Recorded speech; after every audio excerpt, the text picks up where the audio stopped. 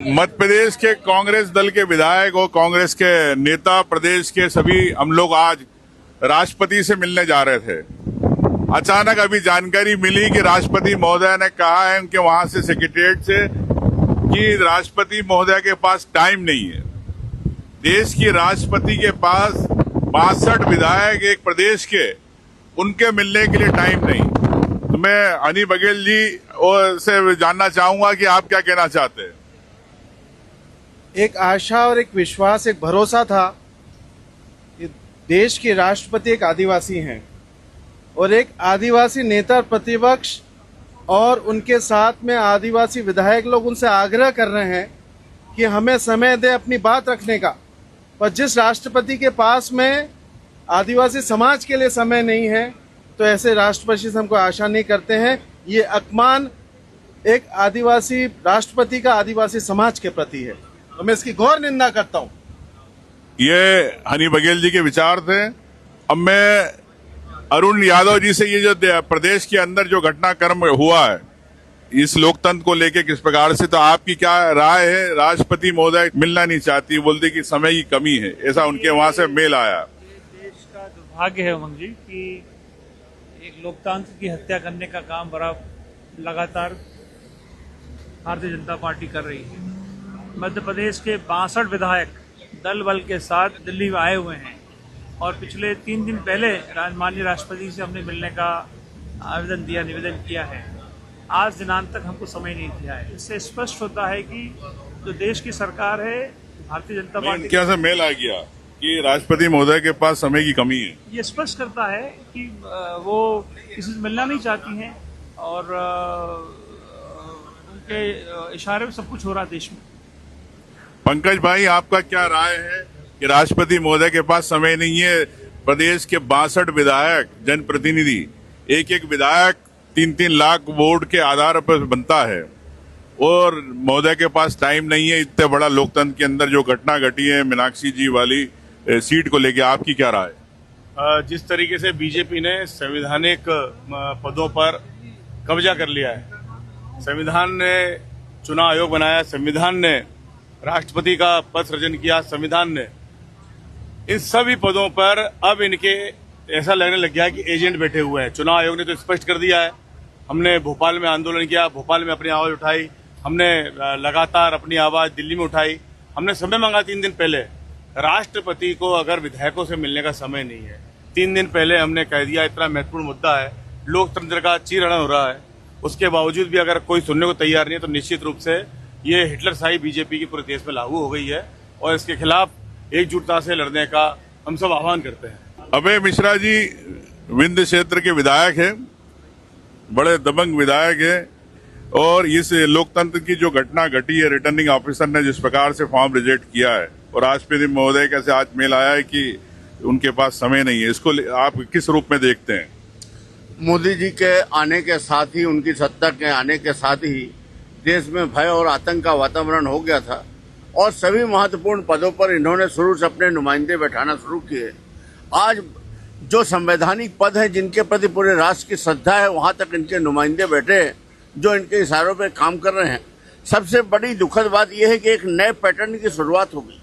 किसी भी व्यक्ति के खिलाफ कहीं एक छोटी FIR करा दो, एक आवेदन दे दो। कल जब पंचायतों के चुनाव होंगे, नगर पंचायतों के होंगे, आगे चल के विधायकों के चुनाव होंगे और वो फार्म भर के आएगा और जब जिस दिन स्क्रूटनी होगा तो कोई एक लगा दिया करेगा और उसके बाद तो लोकतंत्र खत्म ही हो गया। अब हम अभय भाई ने एक बड़ा सवाल उठाया है कि अगर इस प्रकार रिटर्निंग ऑफिसर की मनमानी होगी तो कौन पंचायत चुनाव लड़ पाएगा, कौन नगरपालिका चुनाव लड़ पाएगा, कौन विधायक चुनाव लड़ पाएगा, कौन सांसद का चुनाव लड़ पाएगा। तो इस देश के अंदर आप समझते हैं कि लोकतंत्र खत्म होने की ओर बढ़ रहा है। ये लगभग नाम का लोकतंत्र रहेगा। इनकी एक टीम चाइना गई हुई है, ये बहुत दिनों से प्रयास कर रहे हैं। मुझे लगता है कि अगली बार हो सकता है औपचारिकता के लिए बाद ये वोट डालें। बाकी ये रूस और चाइना की तर्ज पर है और देश एक तरह से गुलाम हो चुका है और हम गुलामी की जंजीरों की ओर बढ़ रहे हैं। आम व्यक्ति की अभिव्यक्ति फिर कैसे होगी। अभिव्यक्ति की स्वतंत्रता तो अभी भी समाप्त हो चुकी है।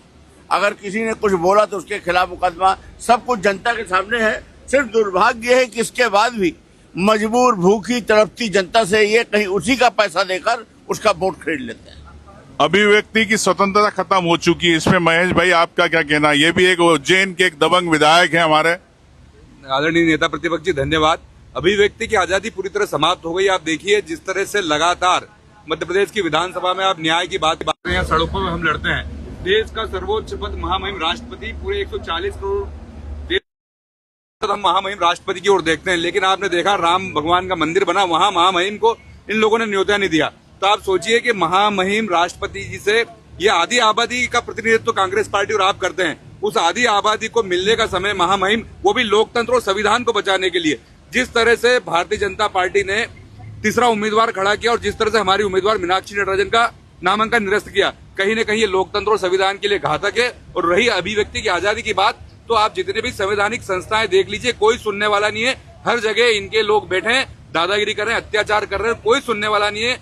लोकतंत्र सिर्फ दिखावे के लिए बचा। और जैसा आदरणीय अभय मिश्रा जी ने कहा, ये रसिया या पाकिस्तान या बांग्लादेश या चाइना की तर्ज पे यहाँ भी लोकतंत्र खत्म करना चाहते हैं। 2029 में चुनाव नहीं चाहते हैं, तो ये चाहते हैं कि सिर्फ नाम का लोकतंत्र है, नाम का लोकतंत्र सत्ता में रहे और देश का शोषण करते रहे, जनता भूखी प्यासी मरती रहे, इनको कोई लेना देना नहीं है। बड़ा अच्छा सवाल। मैं आपसे जानना चाहता हूं कि देवेंद्र जी, जो ईवीएम और एसआईआर के अंदर जिस प्रकार से वोटर लिस्ट में गड़बड़ी हो रही, क्या आपको लगता है लोकतंत्र के लिए इस प्रकार की गड़बड़ियां से आम व्यक्ति वोट देने से वंचित हो रहा है? इसमें आपकी क्या राय? सब फर्जीवाड़ा कर रहे हैं ये लोग। हमारे जिले में भी बीच में एसआईआर में करीब 60,000 नाम काटे और जब लोगों ने कहा तो उनने फिर से तो दोबारा वो नाम जोड़ दिए डबलिंग करके। तो एसआईआर तो दिखावे के लिए, प्रचार करने के लिए एसआईआर है। बाकी इनका लोकतंत्र के लिए या संविधान के लिए, इनके लिए कोई चीज मायने नहीं रखता। इनका तो इनका काम बने, इनको वोट मिलता रहे, इनकी सत्ता रहे और फर्जीवाड़ा ये लोग करते रहे। देवेंद्र भाई ने बताया कैसे भी वोट मिलते रहे, लेकिन जो देश की परेशानियां हैं, युवाओं की नौकरी की बात है, वो बेरोजगार हो रहे, किसानों को एमएसपी नहीं मिल रहा, आम जनता महंगाई से परेशान है, इस पे बात भारतीय जनता पार्टी और उनकी सरकार नहीं करना चाहती। इस बारे में हम दोगुने जी से राय लेंगे। महंगाई, जो आम जनता परेशान है और ये बार बार सांप्रदायिकता की बात करते हैं, इस पे आपका क्या कहना? देखिए, महंगाई बढ़ रही है, किसान परेशान है, आम आदमी परेशान है, और ये परेशानी से बचने के लिए नए नए सिगुपे लेके आते हैं और माइंड डाइवर्ट करते हैं। माइंड डाइवर्ट करके ये जनता को भ्रमित कर रहे हैं, इसके अलावा कुछ नहीं कर रहे हैं। महंगाई और किसान पे ध्यान देना चाहिए, उस पर ध्यान नहीं दे रहे सरकार। आज पेट्रोल डीजल नहीं मिल रहा किसानों को खेत में अपने काम करने के लिए, उसको उपलब्ध नहीं करा रहे। खाद नहीं मिल रहा, उसको उपलब्ध नहीं करा रहे। पर सिर्फ ये माइंड डाइवर्ट करने के काम करते हैं, लोगों को उलझाते हैं, इसके अलावा कुछ नहीं है। माइंड डाइवर्ट करने का जो मुद्दे हैं, मुद्दों से दूर। हमारे सचिन यादव जी है, किसान नेता भी है, इनसे किसानों को देश के अंदर एमएसपी नहीं मिल रहा, लेकिन बार बार मुद्दे भटकाते। किसानों को एमएसपी मिलना चाहिए, लेकिन केंद्र सरकार कभी नहीं सुनती। क्या देश में लोकतंत्र खत्म हो रहा है? आम किसान की बात नहीं सुनी जा रही, इस पे आपकी क्या राय? देखिए, पूरा देश जो है तानाशाही की तरफ बढ़ रहा है। आज मध्य प्रदेश में एक बड़ा संवैधानिक संकट पैदा हुआ है और ऐसी परिस्थितियों में संविधान की रक्षा करना, लोकतांत्रिक प्रजातांत्रिक मूल्यों को संरक्षण देना, उनको पोषित करने का जिम्मा अगर किसी को है, कि जवाबदारी किसी को है, तो देश के राष्ट्रपति के पास है। और जब देश का राष्ट्रपति अपनी इन भूमिकाओं को निभाने में विफल हो और विपक्ष की आवाज को सुनने से मना करने का काम करे, राष्ट्रपति एक ऐसा पद होता है जो दलीय धर्म देश का होता है, वो किसी दल का नहीं होता, दलीय धर्म से ऊपर होता है और उसके पास एक महती जवाबदारी होती है कि वो संवैधानिक जो सिद्धांत हैं, मूल्य हैं, उनका संरक्षण हो, ये देखने उनकी जिम्मेदारी है। लेकिन आज दुर्भाग्य है कि इतनी विकट परिस्थितियों में भी देश के राष्ट्रपति एक दल के और एक पार्टी के हिसाब से, एक कार्यकर्ता के हिसाब से काम कर रहे हैं। ये हम लोग के सबके लिए बड़ा दुर्भाग्य है। कुंदेलाल मार्को जी, बार बार भारतीय जनता पार्टी पैसा कानून को लेकर बात करती है आदिवासियों के, और राष्ट्रपति आदिवासी है। पैसा कानून को लेकर राष्ट्रपति जी ने कभी सरकार को आदेश नहीं किए कि इसको कड़ाई से पालन किया जाए, और आज जिस प्रकार से देख रही हैं कि वो विधायक दल से मिलना नहीं चाहते, उनके वहां से सेक्रेटरीट से मेल आया कि उनके पास समय की कमी है, इसको आप किस रूप में देखते हैं?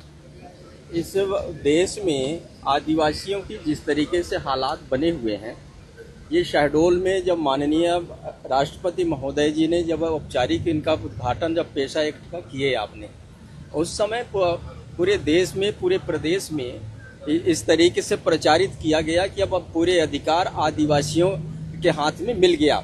लेकिन वास्तव में जिस तरीके से पेशा एक्ट का पालन करना चाहिए वो आज नहीं हो रहा है। पूरे आदिवासी समाज जल जंगल जमीन के लड़ाई लड़ रहे हैं, अपने अस्तित्व को बचाने के लिए संघर्ष कर रहे हैं।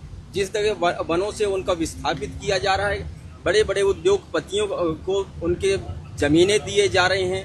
आज जो जल जंगल में निवास कर रहे, चाहे वो अंडमान निकोबार की अभी जो घटना माननीय राहुल गांधी जी ने जिसमें हस्तक्षेप किए हैं, वहाँ जो हमारे आदिवासी समाज के लोग निवास कर रहे हैं उनको अंडमान निकोबार से पृथक कर रहे हैं। इसी तरह अन्य प्रदेशों में भी हमारे आदिवासी समाज के लोगों को चिन्हित करके और उनको जो है खत्म किया जा रहा है।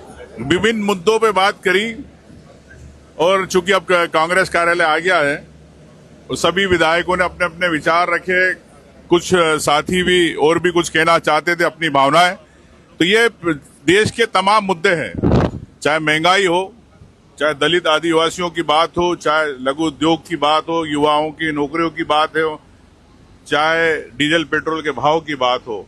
लेकिन जिस प्रकार से लोकतंत्र को खत्म किया जा रहा, रिटर्निंग ऑफिसर के द्वारा जिस प्रकार से एक बीजेपी कैंडिडेट को मध्य प्रदेश के अंदर विनिंग घोषित कर दिया गया और कांग्रेस पार्टी के मीनाक्षी नटराजन जी का फॉर्म रिजेक्ट किया गया। आज देखते हैं इस लोकतंत्र को लेके हम चाहते हैं कि इन विधायक यानी जनता के प्रतिनिधि उन सबकी आवाज में आप साथ बने, साथ खड़े हो इस देश के लोकतंत्र को बचाने के लिए, मध्य प्रदेश को बचाने के लिए। सभी विधायक आपसे अनुरोध करते हैं।